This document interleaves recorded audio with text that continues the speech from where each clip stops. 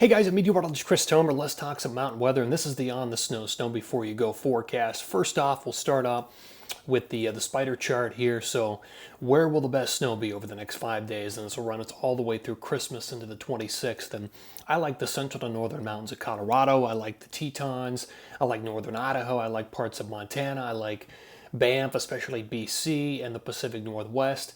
I really think those areas are going to have the best snow. There is going to be a storm in the Northeast, but like I've been saying the last few days, it's going to be a mix of precipitation, which will cut down on overall accumulation. So areas higher on that spider chart, more purple, have the better odds of snow over the next 5 days.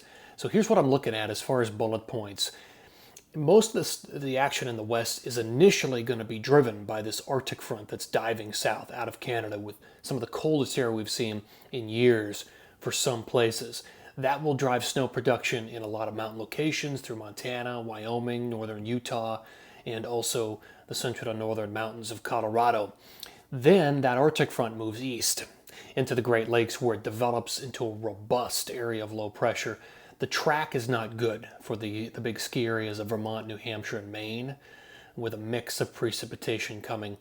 Then, looking down the road, this is fascinating. I pointed this out yesterday. We could be looking at an atmospheric river setup for the West Coast with heavy precipitation, heavy snow, like a fire hose coming in on after the 27, 28, 29, 30 time frame. So all of that is in my forecast. Let me show you the setup right now.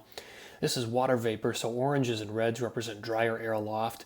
I marked the Arctic front coming south in blue. The big low out in the Pacific becomes a player.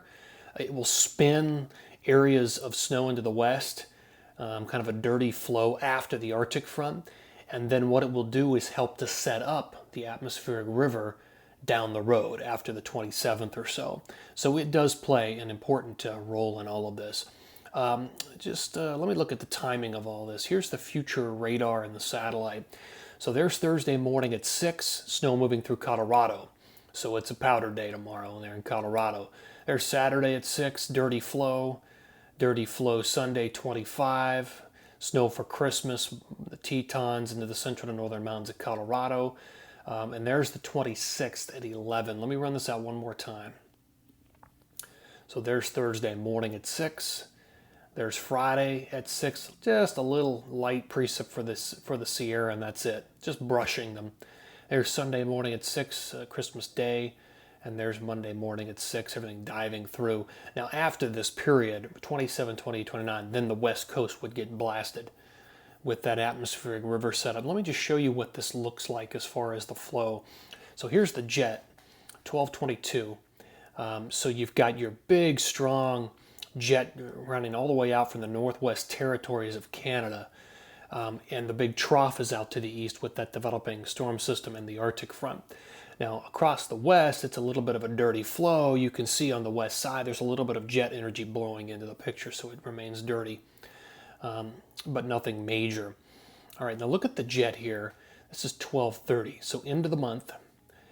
If this sets up, we're looking at heavy precip for the Pacific Northwest, Washington, Oregon, and California, and eventually that gets blown into the interior where we're going to see heavy snowfall as well. This would represent a moderate intensity atmospheric river. We'll see as we get closer in and some of the data starts piling in on, see what the guidance suggests as far as intensity, whether we ratchet that up or ratchet it down. Okay, let's look at totals here. So this is the 22nd through the 26th. So this will take us all the way through Christmas across the west. Where's the best snow? Pacific Northwest, BC, Banff, northern Idaho, parts of Montana, the Tetons, and into the central and northern mountains of Colorado. Those are the areas that I think will have the best shot. The snow you see in northern Utah mainly comes early in the period, 21, 22. So, but you may have more snow down the road once we get into that more active West Coast pattern. But let me give you a bonus. So this is the 27th through the 30th. Look at the numbers. As we start to flush the west with all of that Pacific Pineapple Express moisture, I mean, we're looking at 1 to 2 feet across the Tetons and the Wasatch, the Sierra, the Pacific Northwest, Idaho, all doing well, and Colorado starts to see some of that blow-off snowfall as well. So that could be a really prodigious period. Let's go east. 22nd through the 26th. Again, you're going to probably start as snow, go over to rain on the 23rd, and then back to some snow on the backside of the storm as the cold air piles in. Maine probably has the best chance of getting over 6 inches, where it's going to be a little bit colder, and you'll get wraparound snow as well, and you'll have strong winds. Very strong winds, 50, 60, 70 mile an hour throughout this period.